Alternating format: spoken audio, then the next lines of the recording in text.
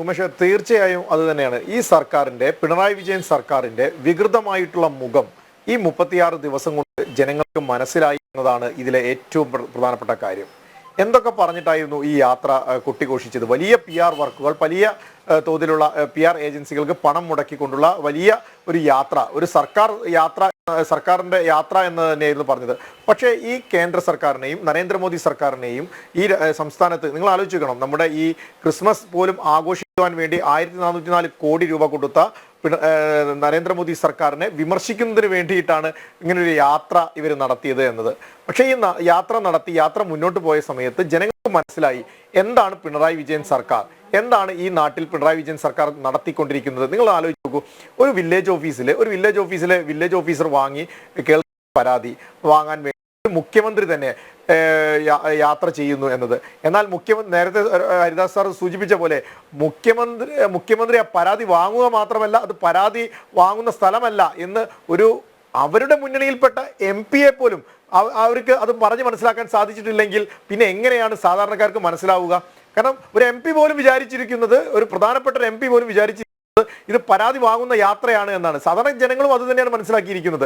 പക്ഷെ അതല്ല എന്ന് അയാളെ രൂക്ഷമായിട്ട്, നിങ്ങൾ ആലോചിച്ച് നോക്കൂ, കെ മാണിയെ പോലെ ഒരാൾ ജീവിച്ചിരിക്കുന്നുണ്ടായിരുന്നു എങ്കിൽ ഇങ്ങനെ ഈ ചാഴിക്കാടനെ പോലെയുള്ള ഒരാൾക്ക് ഇങ്ങനെ ചീത്ത കേൾക്കേണ്ടി വരുന്ന അവസ്ഥ ഉണ്ടാകുമായിരുന്നു. എന്തുകൊണ്ടാണ് കെ മാണിയുടെ മകൻ ഈ സംഘടനയെ കേരള കോൺഗ്രസ് എന്ന് പറയുന്ന ഒരു രാഷ്ട്രീയ പ്രസ്ഥാനത്തെ?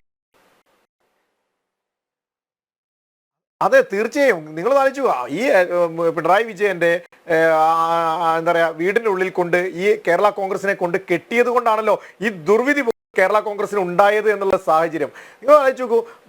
മറ്റൊരു കാര്യം, രാഷ്ട്രീയപരമായിട്ട് മറ്റൊരു കാര്യം, ഇന്ത്യ സഖ്യം ഒരു പരാജയമായിരിക്കും, ഇന്ത്യ സഖ്യത്തിന് യാതൊരുവിധ നിലനിൽപ്പും ഉണ്ടാവുകയില്ല എന്ന് ഈ കേരളത്തിലെ ജനങ്ങൾക്ക് ബോധ്യപ്പെടുന്നതായിരുന്നു 32 ദിവസം എന്നതാണ്. നിങ്ങളൊന്ന് ആലോചിച്ച് നോക്കൂ, ഈ പിണറായി വിജയന്റെ നേതാവ് യെച്ചൂരിയും ഇതേപോലെ പിണറായി വിജയന് എതിരെ സമരം ചെയ്യുന്ന യൂത്ത് കോൺഗ്രസ്സുകാരും KSUകാരുടെയും നേതാവ് KC വേണുഗോപാലും ഇവർ സഖ്യം ഉണ്ടാക്കുന്നതിന് വേണ്ടിയിട്ട് അശാന്തമായിട്ടുള്ള പരിശ്രമം നടത്തിക്കൊണ്ടിരിക്കുമ്പോൾ, സീറ്റ് ചർച്ചകൾ ഉൾപ്പെടെയുള്ള നടത്തിക്കൊണ്ടിരിക്കുമ്പോൾ നിങ്ങൾ ആലോചിച്ച് ഇവിടെ തല്ലുകൊള്ളുകയാണ്. ക്രൂരമായിട്ട് യുവജന വിദ്യാർത്ഥി സമരത്തെ ക്രൂരമായിട്ട് അടിച്ചൊതുക്കാനുള്ള ശ്രമം. പക്ഷേ ഈ സർക്കാർ ചില സമയത്ത് ചില സിനിമകളിൽ നമ്മുടെ തമാശ അവതരിപ്പിക്കുന്ന സിനിമാ താരങ്ങളൊക്കെ ഈ കിരീടത്തിൽ ഹൈദ്രോസിനെ പോലെയുള്ള കഥാപാത്രങ്ങളൊക്കെ പോലെയാണ് ഈ സർക്കാർ എന്ന് ബോധ്യപ്പെടുത്തുന്നതായിരുന്നു. കാരണം എങ്ങനെയാണ് ഈ സർക്കാരിനെതിരെ എന്തെങ്കിലും പറയുമ്പോൾ അടിച്ചൊതുക്കുമെന്ന്, അല്ലെങ്കിൽ മെക്കെട്ട് കയറുന്ന സ്വഭാവം ആരടാ ഞങ്ങൾ പറയാനുള്ളത്, എന്നാൽ തിരിഞ്ഞു നിന്ന് എന്താ എന്ന് ചോദിച്ചാൽ ഓടി ഒളിക്കുന്ന സർക്കാരാണ് ഇത് എന്ന് തെളിയിക്കുന്നതും കേരളത്തിലെ ജനങ്ങൾ ലൈവായിട്ട് കണ്ടു. അത് യുവമോർച്ചയുടെ അടുത്ത് നിന്നാണെങ്കിലും അതേപോലെ തന്നെ ഗവർണറുടെ അടുത്ത് നിന്നാണെങ്കിലും നമ്മളത് കേരളത്തിൽ കാണുന്ന ഒരു സാഹചര്യം ഉണ്ടായി. നിങ്ങൾ ആലോചിച്ച് നോക്കൂ, ഇവിടെ ഒരു ആയിരക്കണക്കിന് പോലീസുകാർ എന്താ പറയാ ദൂർത്ത് നിറഞ്ഞൊരു യാത്ര, കോടിക്കണക്കിന് രൂപയുടെ ബസ് ഉപയോഗിച്ച് കേരളം മുഴുവൻ യാത്ര നടത്തി, അല്ലെങ്കിൽ പരാതി മേടിക്കാനുള്ള, പിന്നീട് പരാതി മേടിക്കുന്ന യാത്രയല്ല എന്ന് പറഞ്ഞെങ്കിലും ഇങ്ങനെ ജനങ്ങളെ കാണാൻ വേണ്ടി യാത്ര നടത്തുമ്പോൾ ജനങ്ങളുമായിട്ട് എന്ത് സമ്പർക്കമാണ് ഉണ്ടായിരുന്നത്? കുറെ പണം കൊടുക്കുന്ന കുറെ കുത്തക മുതലാളിമാരായിട്ടുള്ള കേരളത്തിലെ കുറെ എന്താ പറയാ ഇത്തരം കുത്തക മുതലാളിമാരെ രാവിലെ പോയി കണ്ട് അവരുടെ കൂടെ ചായ കുടിച്ച് ഭക്ഷണം കഴിച്ച് മുന്നോട്ട് പോകാനുള്ള ശ്രമം. എന്നാൽ സാധാരണക്കാരുടെ അടുത്തേക്ക് പോകുന്ന ഒരു മുഖ്യമന്ത്രിയെ നമുക്ക് കാണാൻ സാധിച്ചു. സാധാരണക്കാരുടെ അടുത്തേക്ക് പോകാൻ സാധിച്ചു. CPM-ന് LDF-ന് സഹായമായി മാറേണ്ട ചില കേന്ദ്രങ്ങൾ, അത് പൗരപ്രമുഖരുണ്ട്, ബിസിനസ് മേധാവിമാരുണ്ട്, പണമായിട്ടാണെങ്കിലും ആൾബലമാണെങ്കിലും പാർട്ടിക്ക് ഏത് തരത്തിൽ ഗുണം ചെയ്യുമ്പോൾ അവർക്ക് നൽകിയ ഒരു ട്രീറ്റ്, അതിനപ്പുറത്തേക്ക് അതിനൊന്നും കാണാൻ സാധിക്കില്ല. എങ്ങനെ കാണാൻ സാധിക്കും അതിനെയൊക്കെ?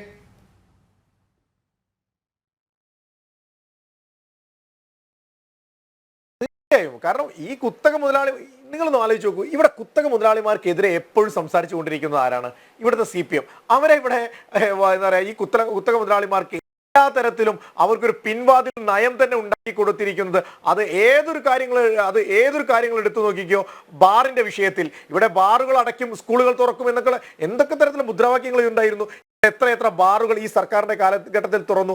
അപ്പോൾ ഇത്തരത്തിൽ ഇവിടുത്തെ കുത്തക മുതലാളിമാർക്ക്, ഇവിടുത്തെ കള്ള് കച്ചവടക്കാർക്ക് ഒക്കെ എല്ലാ തരത്തിലുള്ള സഹായങ്ങൾ ചെയ്തു കൊടുക്കുന്ന ഒരു സർക്കാർ, അവരെ വിളിച്ചിരുത്തിയിട്ട് അവർക്ക് ഭക്ഷണം കൊടുത്ത് അവരുടെ കൂടെ കെട്ടിപ്പിടിക്കുകയും ഉമ്മ വയ്ക്കുകയും ചെയ്യുന്ന സർക്കാർ. എന്നാൽ സാധാരണ ജനങ്ങളെ പടിക്ക് പുറത്ത് നിർത്തിയിട്ട് സാധാരണ ജനങ്ങളെ ഈ മറ്റേ ഈ അറവ് മാടുകളെ കൊണ്ടുപോകുന്നത് പോലെ കൊണ്ടുപോകുന്ന ഒരു സർക്കാർ, അതിൽ ജനങ്ങളുടെ പ്രതിഷേധമാണ് നമ്മൾ മിഠായി തെരുവിൽ കണ്ടത് എന്നതാണ്. കാരണം ഒരു ഗവർണർ വന്ന സമയത്ത് ആ ഗവർണറെ ഞങ്ങൾ എങ്ങനെയാണ് സ്വീകരിക്കുക?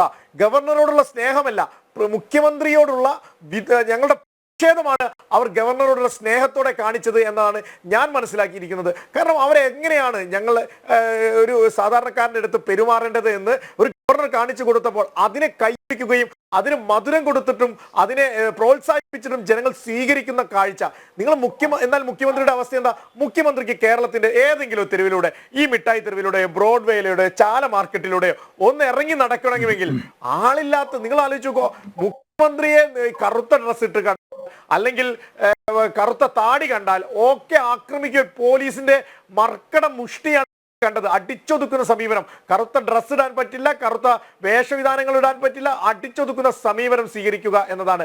എന്നാൽ നമ്മൾ കണ്ടു ഇവിടെ ശബരിമലയിൽ അവിടുത്തെ കാര്യങ്ങൾ നോക്കാൻ വേണ്ടിയിട്ട് ഒരു നല്ലൊരു പോലീസ് സംവിധാനം പോലും അവിടെ ഇല്ല. അവിടെ കുത്തഴിഞ്ഞ് കിടക്കുന്നു.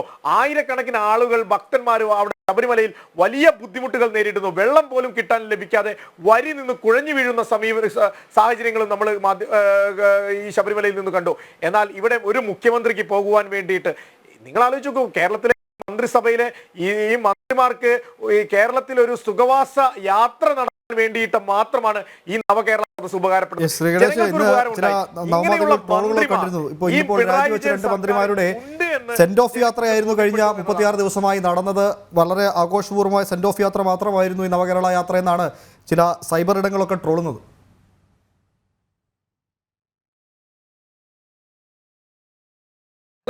തീർച്ചയായും, അല്ലാതെ എന്താണ്? കാരണം ഇവരെന്നെ പറയുന്നു ഇവിടുത്തെ ജനങ്ങളുടെ നിർദ്ദേശങ്ങൾ പഠിക്കുവാൻ വേണ്ടി, മനസ്സിലാക്കുവാൻ വേണ്ടി മന്ത്രിമാർ യാത്ര ചെയ്യുന്നു, ജനങ്ങളുടെ അടുത്തേക്ക് പോകുന്നു എന്നൊക്കെ ഇവർ ഘോരം പ്രസംഗിച്ചിട്ട് തിരുവനന്തപുരത്ത് എത്തിയപ്പോൾ അവന്മാരെ രണ്ടെണ്ണത്തിനെ പുറത്താക്കി. നിങ്ങൾ ആലോചിച്ചു, ഇനി പുതിയ രണ്ടാൾക്കാരെ ഇനി ഇവർക്ക് വേണ്ടി പ്രത്യേകം യാത്ര മുഖ്യമന്ത്രി നടത്തുകയാണോ ചെയ്യുക? എന്താ ഇവർ മനസ്സിലാക്കിയിരിക്കുന്നത്? കാരണം ജനങ്ങളെ വിഡ്ഢികളാക്കുക, ജനങ്ങളോടൊന്ന് പറയുക, എന്നിട്ട് കുത്തക മുതലാളിമാർക്ക് വേണ്ടി പ്രവർത്തിക്കുവാനുള്ള സമീപനം സ്വീകരിക്കുക. ഈ സർക്കാരിനെതിരെ ഒരു അക്ഷരം പറഞ്ഞാൽ, ഈ സർക്കാരിനെതിരെ പറയുന്നവരെ മാത്രമല്ല, സർക്കാർ ഇന്നലെ നമ്മൾ കണ്ടു മാധ്യമ പ്രവർത്തകർ, ഈ സർക്കാരിന് പാട്ടുകൾ നടത്തുന്ന ചില മാധ്യമ പ്രവർത്തകരോടുള്ള സമീപനം, പുച്ഛം എന്താണ് എന്ന് കേരള സമൂഹം കണ്ടു. കാരണം ഒരു നാണവുമില്ലാതെ പിന്നെയും ഈ മാധ്യമ പ്രവർത്തകർ പോയി കാഴ്ച. കാരണം ഈ സർക്കാരിന്റെ വികൃതമായിട്ടുള്ള മുഖം അത് കഴിഞ്ഞത് 32 ദിവസങ്ങളായിട്ട്, 30-ലധികം ദിവസങ്ങളായിട്ട് കേരളീയ സമൂഹം കണ്ടുകൊണ്ടിരിക്കുകയാണ്. അത് ജനങ്ങൾ ഒരിക്കലും വെച്ചു പൊറുപ്പിക്കുകയില്ല എന്ന ഇത് തന്നെയാണ് ഈ യാത്ര കൊണ്ട് കാണാൻ സാധിക്കുന്നത്. ഞാൻ വീണ്ടും പറയുന്നത്, ജനങ്ങളുടെ സമീപനമാണ്, ആ പ്രതിഷേധമാണ് മിഠായി തെരുവിൽ ഗവർണറോടുള്ള സ്നേഹമായിട്ട് നമ്മൾ കണ്ടത്.